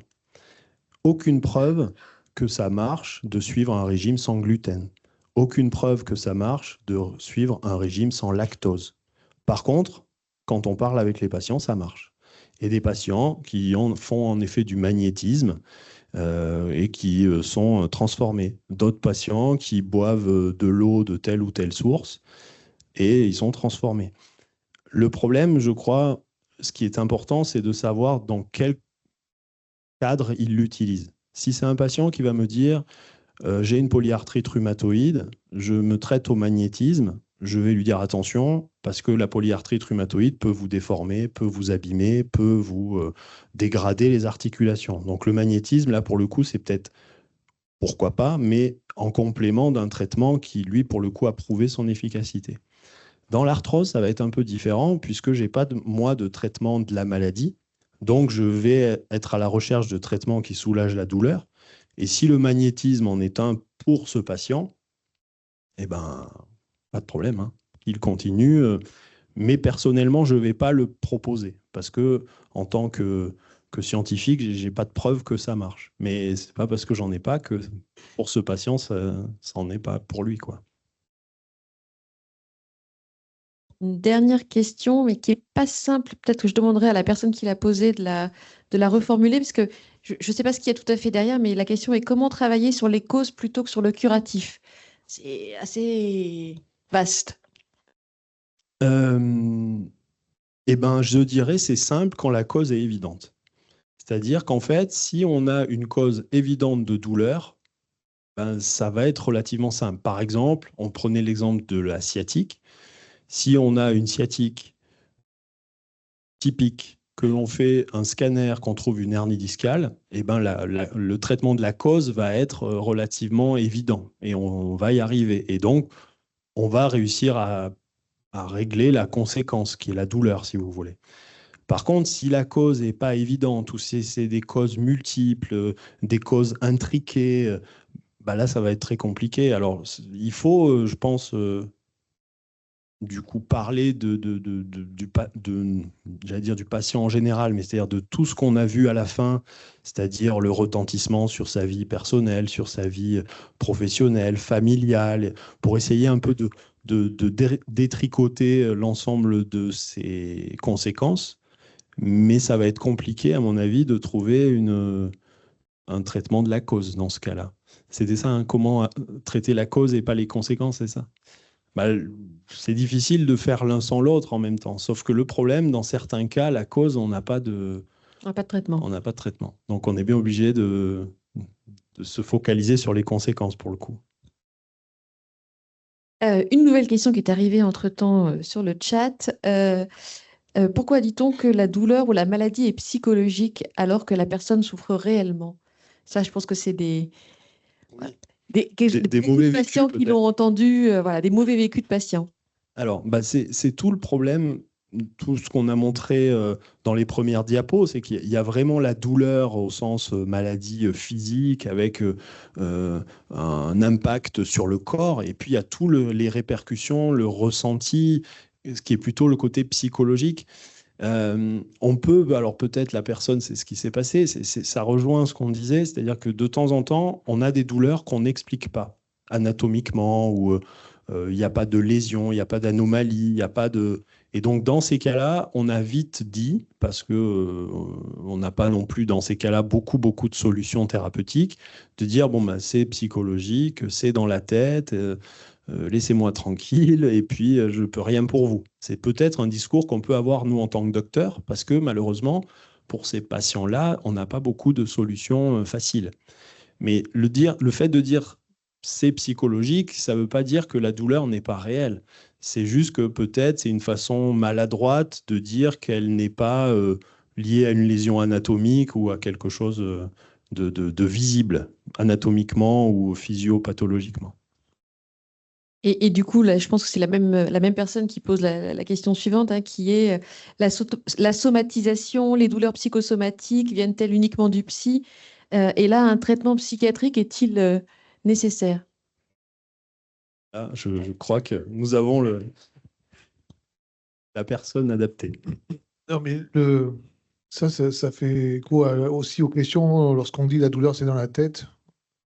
En fait, à la fois, c'est faux et c'est vrai. La douleur, ça passe par la tête. La douleur chronique, ça finit par passer par la tête. On peut difficilement dire l'inverse, hein. C'est envahissant. Et quand c'est envahissant sur le psychisme, ça passe par la tête. Alors, c'est pas pour autant que c'est une maladie mentale, pour autant, mais enfin, il y a des répercussions psychiques. Ensuite, on a des pathologies psychiques qui sont associées à des souffrances physiques. C'est-à-dire qu'on a une pathologie qui, au départ, est psychique et qui va avoir parmi ces symptômes des manifestations physiques.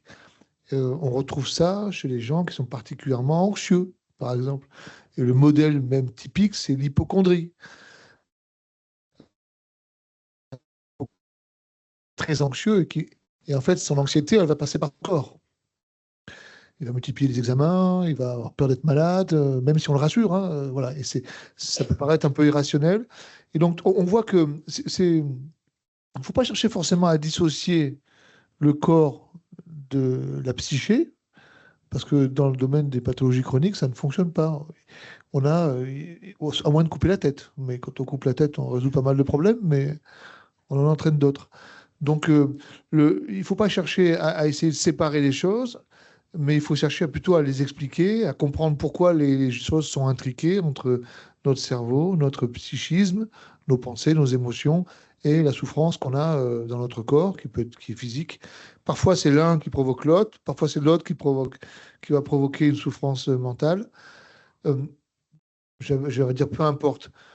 Lorsqu'il y a des symptômes, il faut les soulager, qu'ils soient physiques ou psychiques. Si quelqu'un qui souffre d'une douleur chronique et se met à présenter une véritable dépression par épuisement psychique, parce qu'il lutte contre cette douleur, il recherche le zéro parfois douleur, ce qui est compliqué, voire souvent impossible, et il s'épuise dans cette lutte, il peut aboutir à un état de dépression, de réelle dépression. Il faudra traiter la dépression. Évidemment qu'il faudra la traiter. Même si c'est une conséquence, il faudra la traiter. Ça peut rendre très anxieux et parfois il faut traiter cette anxiété aussi parce que l'anxiété ça vient amplifier le ressenti douloureux de la personne et ça entraîne des conséquences sur la vie personnelle, sociale, professionnelle.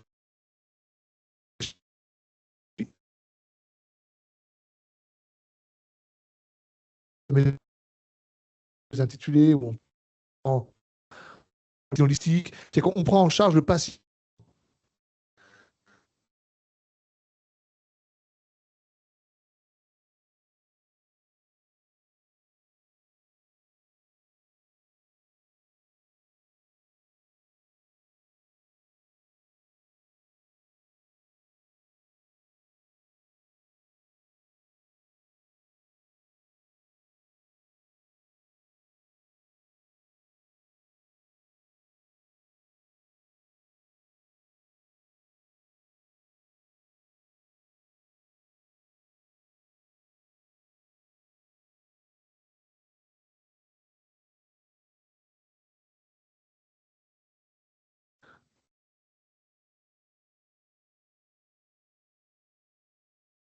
Quelqu'un nous appelle?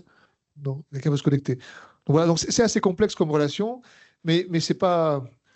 Comment dire? C'est souvent un peu mal vu parce que dès qu'on traite de la pathologie mentale ou de la souffrance psychique, évidemment, il y a, il y a des maladies qui seraient moins nobles que les autres, il y a des souffrances qui seraient moins nobles que les autres en médecine. Alors normalement, non, hein. Il y a une souffrance, elle est physique, elle est psychique, peu importe. Elle se voit pas. Malheureusement, parfois, elle est invisible, donc elle est un peu moins reconnue, un peu moins respectée, elle est un peu moins crue parfois. Bon, voilà, mais enfin, ça, c'est la base, hein. Si on ne, si on n'écoute pas, si on ne prend pas en compte une souffrance, même si on n'est pas capable de l'objectiver avec un examen, il faut qu'on change de métier. Quand on est soignant. Quand on n'est pas soignant, c'est plus dur. Mais quand on n'est pas soignant, on a le devoir, évidemment, de ne pas discuter la réalité de cette souffrance. Même si on n'est pas capable, en faisant un scanner, de comprendre pourquoi elle est là. Évidemment, parce que sinon, ça veut dire qu'on saurait tout sur la médecine, qu'on saurait tout soulager, et c'est pas le cas. Donc, c'est quelque chose d'assez complexe. Ça explique pourquoi d'ailleurs, dans les services de rhumato, il y a des psychologues. Voilà. Dans les services de la douleur, il y a des psychologues et des psychiatres. Et parce qu'il faut s'intéresser à la globalité. Parce que si on s'intéresse uniquement à la douleur et qu'on cherche à vous donner un traitement pour diminuer votre douleur, et il n'y en a pas tant que ça, les traitements qui diminuent la douleur. Le paracétamol, un peu les anti-inflammatoires, quand c'est inflammatoire. Et puis après, c'est les opioïdes, la codeine, l'opium, le tramadol, la morphine, l'oxycodone, le fentanyl. Puis après, on a des traitements un peu plus spécifiques, voilà, comme le Qutenza, le Versatis aussi. Voilà, mais après, on a fait le tour, quoi. Il y a le Cupan, voilà, mais normalement, c'est post-op, c'est pour les douleurs aiguës. On n'a pas tant que ça. Donc finalement, si on s'intéresse qu'aux traitements qui vont soulager l'intensité de la douleur, on passe à côté parfois de l'essentiel. On passe parfois à côté de ce qui sera le plus efficace chez le patient et qui lui permettra de vivre avec cette douleur qu'on n'est pas capable de supprimer. On peut atténuer partiellement, mais qu'on n'est pas capable de supprimer. Oui. Oui. L'effet placebo, c'est important. Alors, l'effet placebo, il existe pour toutes les thérapeutiques. Et il faut qu'il existe. Quand un médicament fonctionne, il fonctionne pour son effet placebo et pour son effet que l'on dit pharmacologique, c'est-à-dire le fait qu'il aille s'accrocher à un récepteur et que ça aille diminuer la transmission du message douloureux. Et en plus, il y a le placebo. Si on vous l'a bien prescrit, si le médecin vous a dit ça, c'est le traitement qu'il vous faut, c'est exactement le traitement dont vous avez besoin. Je le connais par cœur, je l'utilise depuis 30 ans. Ça marche, faites-moi confiance, ça va. Voilà. S'il vous met en confiance, si en plus vous en avez entendu parler chez quelqu'un qui a dit moi j'ai pris ça, ça a bien marché. Voilà. Si en plus vous l'avez vu dans les médias, alors là, c'est la totale, effet placebo. Mais très mieux qu'un effet placebo. En tout cas, un médicament ne peut pas être prescrit que parce qu'il est placebo. Éthiquement, ça devient discutable. Alors, il y a des personnes qui font de l'automédication, et parfois avec des substances qu'on peut trouver dans le commerce ou des stratégies qu'on peut trouver dans le commerce, pour lesquelles on n'a pas démontré autre chose que l'effet placebo. C'est-à-dire qu'on n'a pas pu montrer de différence entre un vrai placebo, c'est-à-dire une poudre de perlimpinpin, une autre, et ce médicament-là. Ils le prennent, ils disent ça leur fait du bien. Bon, si ce n'est pas dangereux, pourquoi pas? Ce qui compte, c'est que ce ne soit pas dangereux et qu'il n'y ait pas de perte de chance. Pas de perte de chance d'aller mieux et surtout de passer à côté d'un traitement qui éviterait une évolution désastreuse de la maladie, enfin très compliquée. Voilà. Donc l'effet placebo, il existe, mais il ne faut pas qu'il y ait que ça. C'est ce qui fait la différence entre quelque chose de validé, de démontré scientifiquement, dont parlait Sylvain tout à l'heure, avec le magnétisme, avec les personnes qui charment le feu, etc. Alors, bien sûr, on trouvera des gens qui le font, des gens qui l'ont vécu, chez qui ça a fonctionné. Mais quand on veut passer dans une approche, quand on veut passer d'une approche individuelle, avec une expérience individuelle, à une approche populationnelle, c'est-à-dire proposer un traitement à une population, on est obligé quand même de le valider, quoi. Sinon, on retourne un peu à la médecine du Moyen-Âge, quoi. Et là, chaque patient devient un cobaye. C'était pas terrible quand même à l'époque, hein. C'était pas top, quoi. C'est pas encore terrible, hein, mais il y a plein de choses encore à faire, mais c'était pas terrible. Donc il faut qu'on ait cette différence à un moment donné qui permet de dire ce traitement-là, on peut le conseiller, on peut le recommander médicalement et scientifiquement. Voilà. Mais le placebo, ça compte. Ouais. Non, mais le placebo, il y a plein de choses qui influent le placebo.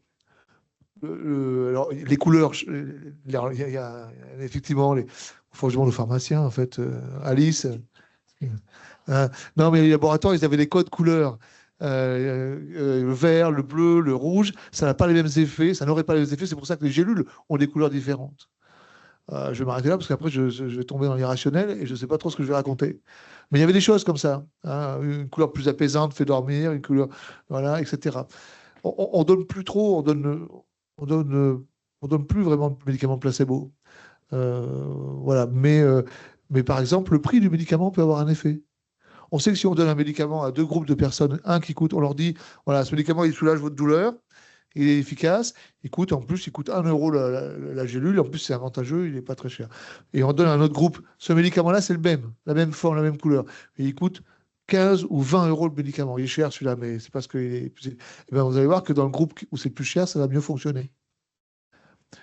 Pas parce que sur les récepteurs, ça sera différent, mais parce que vous allez avoir déclenché. Après, tout le monde n'est pas sensible à ça, hein. Là aussi, il y a des gens qui sont. Il faut être sensible un peu à la suggestibilité. C'est comme quand on fait de l'hypnose, c'est quand on fait ces choses-là. Tout le monde n'est pas sensible à ça, d'accord? Mais pour ceux qui le sont, le traitement peut s'avérer encore plus efficace. Voilà. Oui.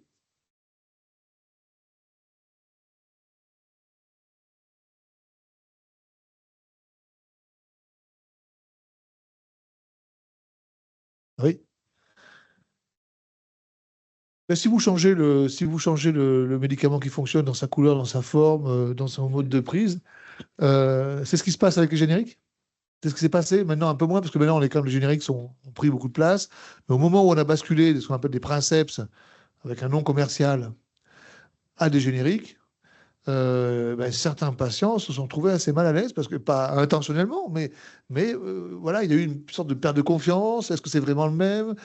Pourquoi quelque chose qui coûte moins cher serait aussi efficace? Bref, mais consciemment ou pas, hein. Certains peuvent se les poser comme ça, mais en pleine conscience, mais pas toujours. Donc oui, effectivement. Et ça, c'est l'effet placebo qu'on peut perdre. Et puis, on peut avoir un effet nocebo. C'est-à-dire qu'on peut aussi, avec quelque chose de neutre, générer des effets indésirables. Et quand on fait des essais cliniques et qu'on compare un médicament à un placebo, on peut avoir des effets indésirables avec le placebo. Pourtant, le placebo, il n'y a rien dedans. C'est quelque chose qui n'a pas d'efficacité. Et si le patient est persuadé de prendre un médicament, il peut avoir des effets indésirables. Et les effets placebo existent pour toutes les thérapeutiques. Ça existe pour la douleur, mais ça existe dans le cholestérol, ça existe dans la tension artérielle, ça existe dans la maladie de Parkinson. Ça existe. C'est pas une question de psychique ou pas psychique, hein, l'effet placebo. Hein. Ça existe aussi dans des maladies très somatiques, purement somatiques, pour lesquelles on sait comment ça marche. Donc il faut, s'il y a un effet placebo, il faut essayer de le garder le plus longtemps. Ouais. On en est où? Il est quelle heure? Ah oui, il faut qu'on s'arrête quand même. Il faut qu'on s'arrête parce qu'il faut que vous puissiez rentrer chez vous. Merci beaucoup Merci. à nos deux intervenants. Merci Sylvain, merci Françoise d'avoir joué le jeu, de nous avoir parlé de rhumatologie, de rhumatisme, de douleur. Merci à toutes et tous d'être venus. Merci de nous avoir s'être connectés aussi pour ceux qui étaient connectés en ligne. Et puis, on se donne rendez-vous une prochaine fois pour une conférence de la Fondation, l'année prochaine évidemment, à la même époque, et peut-être avant, au mois d'avril. Parfois, on a des conférences au mois d'avril. Donc, suivez l'actualité sur notre site, sur nos réseaux sociaux. Si vous êtes connectés, n'hésitez pas. Merci beaucoup et bonne soirée.